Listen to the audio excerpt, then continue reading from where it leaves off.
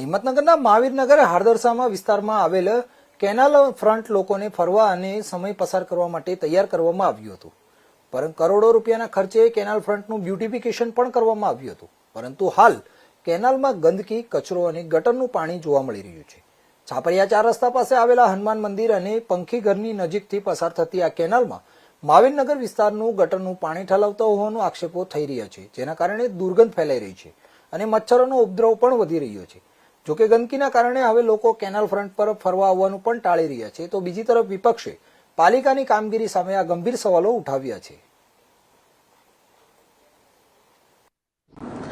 હિંમતનગર શહેરની વચ્ચેથી પસાર થતી કેનાલ ખૂબ જ સુંદર અને મનોરમ્ય છે, પરંતુ એમાં છેલ્લા કેટલાક સમયથી ગંદકી દેખાઈ રહી છે. તો રહીશોની રજૂઆતના પગલે તંત્ર દ્વારા ટૂંક જ સમયમાં સફાઈની કામગીરી ચાલુ કરવામાં આવશે, જેથી સફાઈ થયા બાદ જ્યારે ચોમાસામાં પાણીના વરસાદ જ્યારે જશે તો કેનાલ એકદમ ચોખ્ખી લાગશે.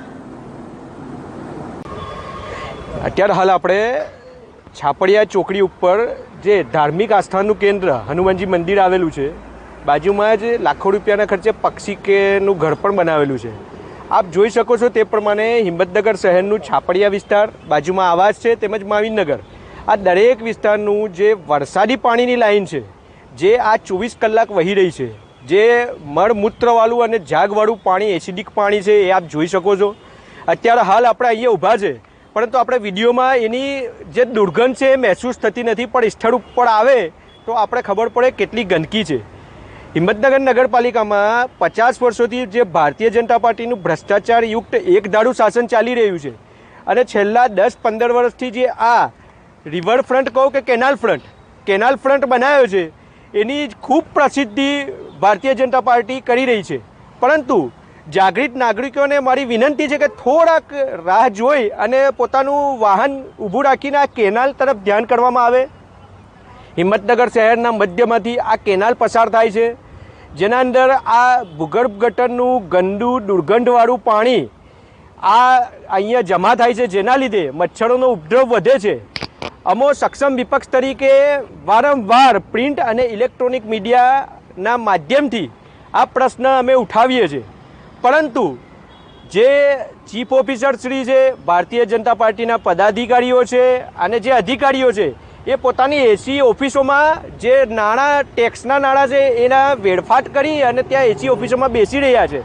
પરંતુ પોતે જનતા જ્યાં સુધી જાગૃત નહીં થાય ત્યાં સુધી ભારતીય જનતા પાર્ટી અથવા જે શાસક પક્ષ છે અથવા જે નગરપાલિકાના ચીફ ઓફિસર અથવા ખાતાના વડા છે, એ પોતે જવાબદાર આના માટે ઠરશે નહીં. તો ચોક્કસથી આના બાબતે સવાલ પૂછવો જોઈએ, કારણ કે જે કોઈ જાગૃત નાગરિક સમજતું હોય કે આ બાબતથી આપણે કોઈ લેવા દેવા નથી, તો એમને કહેવા માગું છું કે આ સિંચાઈ દ્વારા જે આ સિંચાઈનું પાણી આ કેનાલ દ્વારા જ ખેડૂતોના ખેતરમાં જાય છે, અને જે અનાજ ઉગવે છે એ પાછી તમારી જ થાળીમાં આવે છે. એટલે આ માનવ વધનો ગુનો લાગે છે. વારંવાર રજૂઆત કરવા છતાં આ જાડી ચામડીના શાસક પક્ષો પોતે ચૂંટણી જીતી અને જવાબદાર નાગરિકો પ્રત્યે રહ્યા નથી. વહેલી તકે આ જે એની જવાબદારી છે એ નક્કી થાય.